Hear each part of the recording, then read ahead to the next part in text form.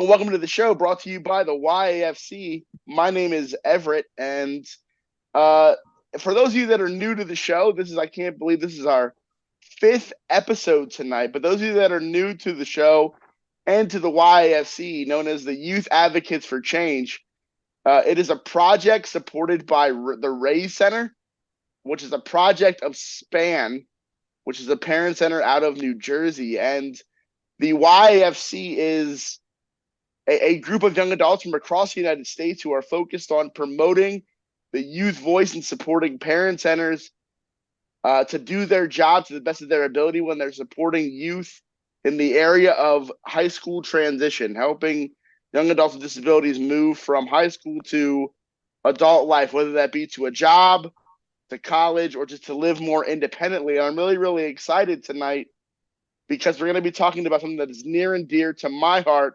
and near and dear to the hearts of our guests tonight, about what it takes to be a good self-advocate, what it means to be great at advocacy or speaking up for yourself. And so tonight I'm joined by two lovely ladies. The first one is Carly. So you would take a second to introduce yourself, talk about your name, where you're from, and why you like being a part of the YAFC, if you do. If you So do. my name is Carly. I'm from Virginia, and I love being part of this program because it allows me to express myself in different ways. Yeah, and you're a veteran of these episodes by now, but I'm really, I really am. excited to introduce a new face and a new voice, Julia. Hi, I'm Julia. I really enjoy being a part of Race and YAC because I love coming together and talking about different podcasts and different subjects to make a change for the better. Yeah, And it's and where are you from, Julia? I am from Vermont. Vermont and Virginia. And so we've had young adults from California, Minnesota, Vermont, Virginia, all over the place who care about these issues, like Julia just said. I think we care about these issues and love talking about them and bringing the young adult perspective out into the forefront. And so we're really, really excited as the YAFC to kind of bring these episodes to you. But like I said, the topic for tonight is about being a good self advocate or what it takes to do that. And so I'm going to go to Julia first and ask you, Julia, what kind of things did you do in your life, while you've been alive, to maybe make yourself a good advocate? What kind of things did you do, or did your parents help you do for you to become a good advocate? Because I know that you are. Thank you. Being a good self advocate is all about having self confidence.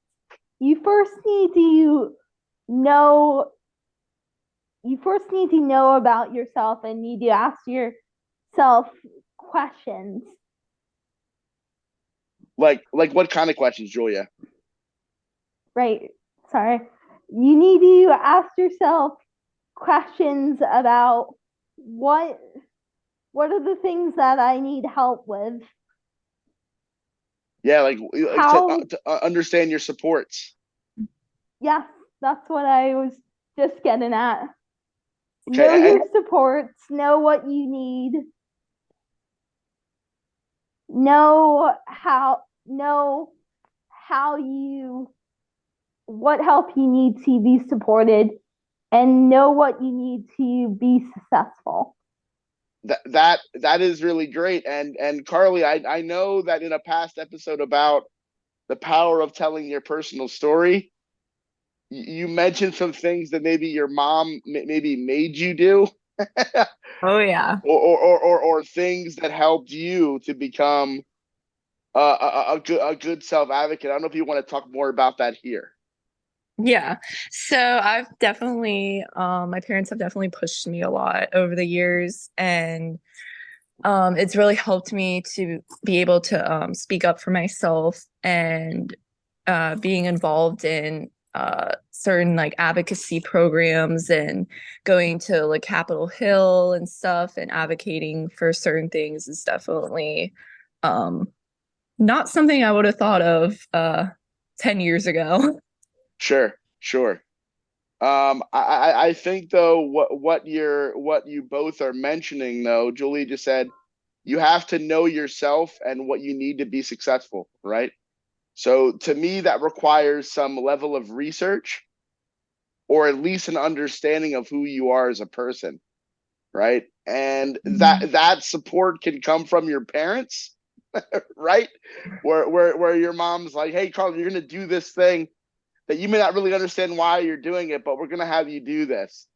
And now looking back as a college student, right, you can be like, oh, I kind of understand why I was doing this or doing that. And so Right. but Julia, I think um have you actually done research into your disability, Julia, like to understand your diagnosis and what it means for you, or how did you like what have been some challenges that you may have faced when advocating for yourself, like things that made it challenging? Well, there's has a lot of things that has made it challenging in school. Knowing what supports I needed in school and speaking up for myself in my IUP meetings, and Yeah, coming up with a list of needed points or things that I need to change in the classroom, or going to the doctors and knowing what my medical conditions were so I could self advocate for them and make changes for the better that needed to be changed. yeah. Taking So more control of your life and conversations. yes, and so that can be really daunting, even though you want to do it, right? Like you're like, oh, I have to know all these things now, and I have to understand what they are from a professional perspective. Um, Sometimes they think that they're trying to give you guidance about what to do and where to go, but it's up to you to take control, like you said, right? You got to take control of what's happening and do that, and but that doesn't mean not having supports for yourself. Carly, I don't know what kind of challenges you face, being that you've been through all these experiences with your parents and going places. Do you ever still find that advocating for yourself is hard?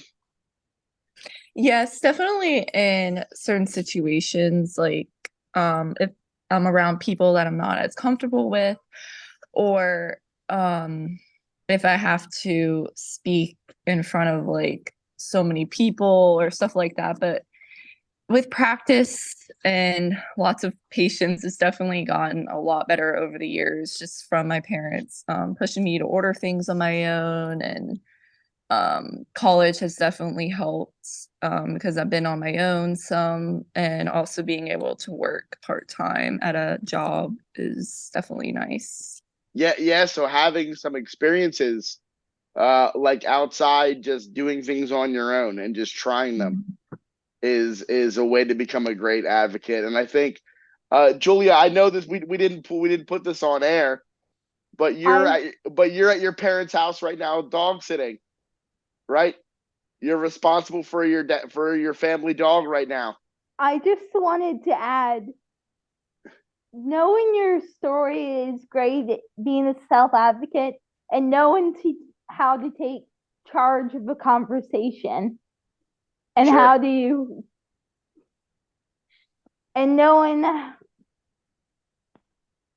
about a certain topic that you're self advocating on is also really helpful, and elaborating on that topic in your Yes. own words.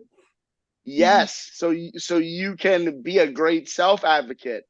But let's say you are doing something like Carly mentioned, where you're advocating for yourself, but your advocacy is supporting other people. Yes. You better know what you're talking about when you go in there, right? You better know about yourself and about the topic that you're looking into. So doing research, and really what's awesome about self advocacy is that you can Google stuff about your disability and your conditions and the things that you're dealing with.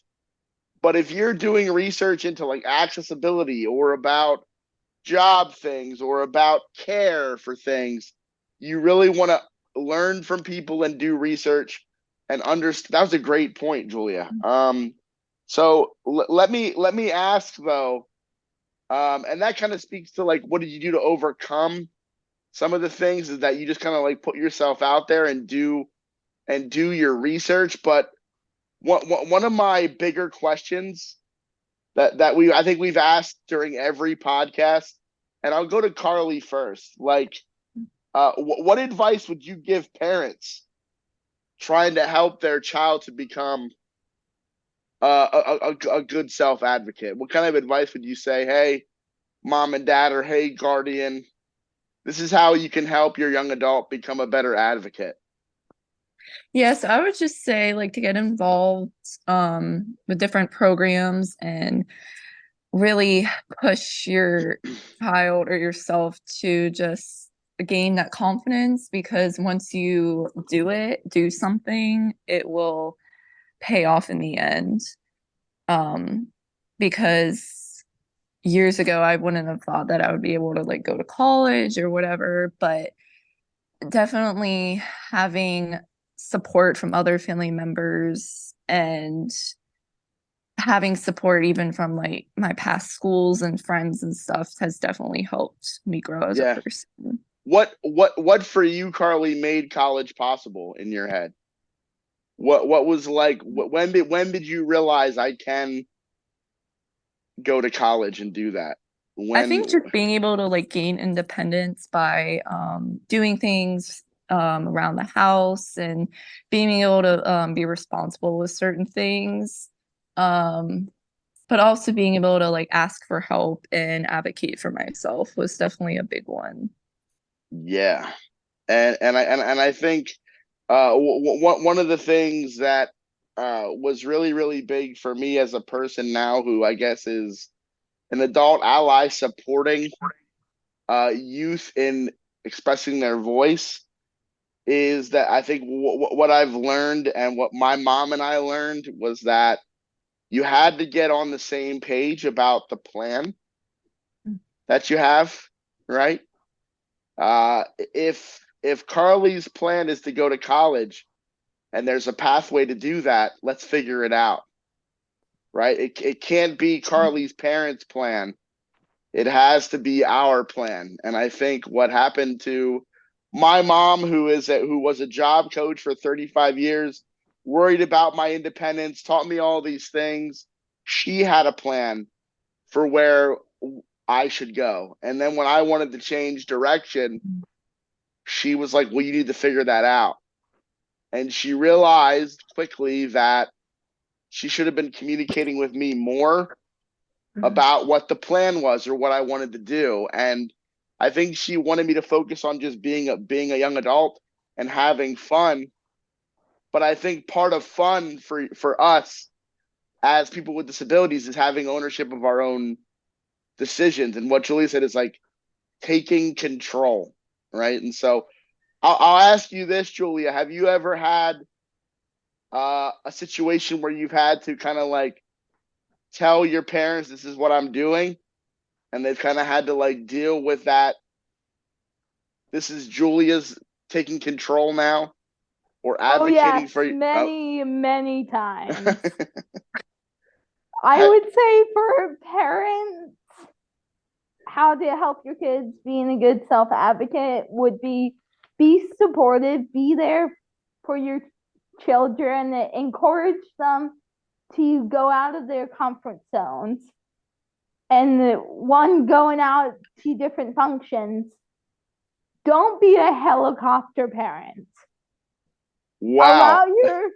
Allow your kids to wander on their own and to ask different people for help instead of relying on the only sports they know. Yes, and giving them And choice. talk That with your kids about what they want to do with their lives, and explore different options of different jobs you can do in that area of interest that you want to do, and pursue your dreams. Yes, I think that you said a lot of really good things there, but the one thing that sticks out is like support and try and push out of a comfort zone. I will speak now as a parent of a little girl, right? Of a toddler. You're as a dad or as a mom or as a guardian, right? You're so focused on protecting your child, right? Always. Right. I get that now more than ever as a youth advocate. I was like, I don't understand these parents. They won't just let people go. But what you said, Julia, is really, really, really impactful. There's a way to be supportive and empowering without that, being overbearing.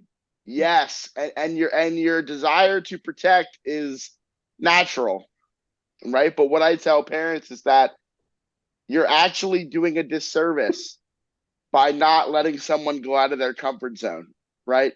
You're going to make it harder when you're not there anymore, right?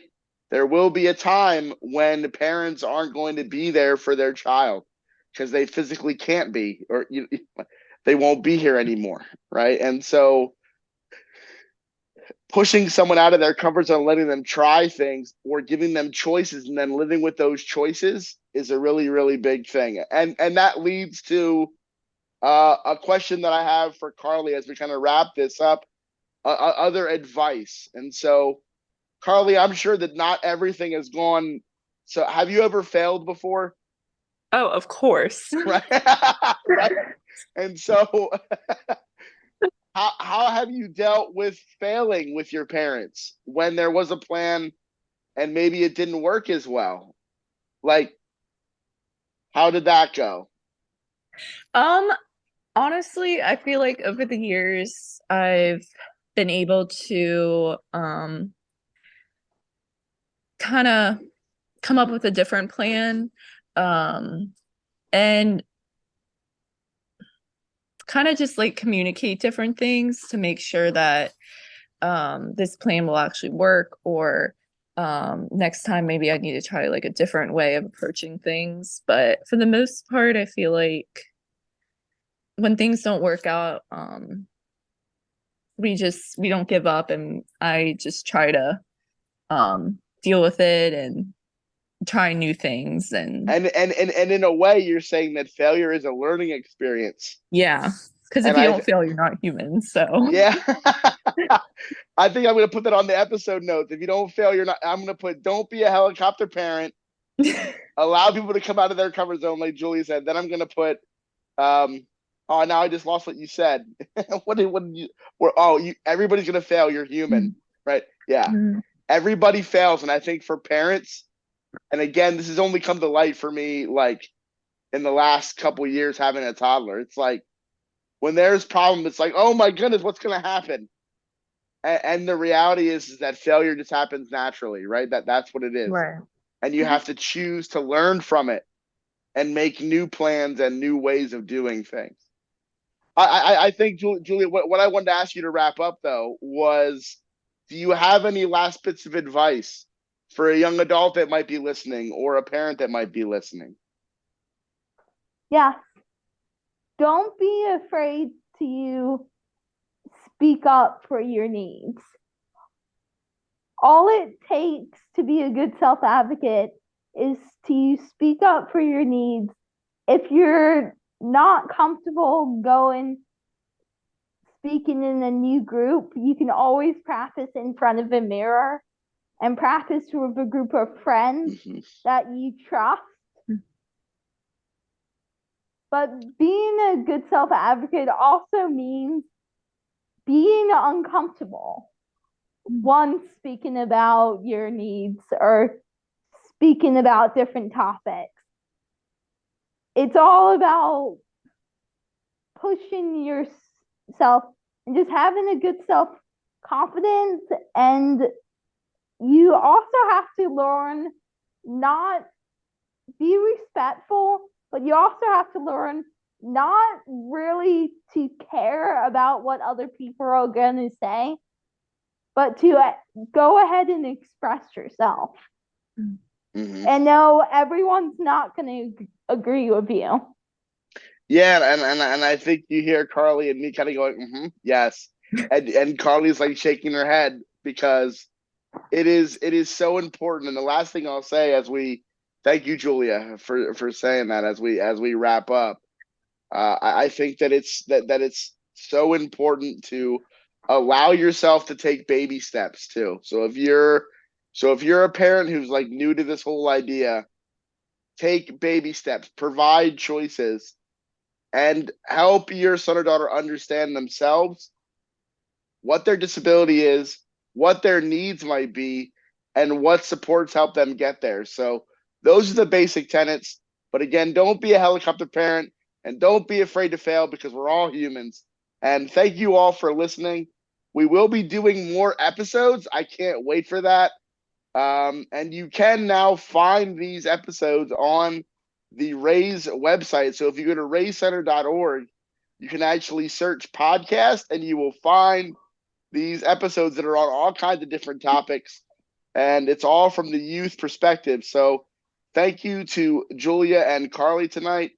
And we'll talk to y'all soon. Right.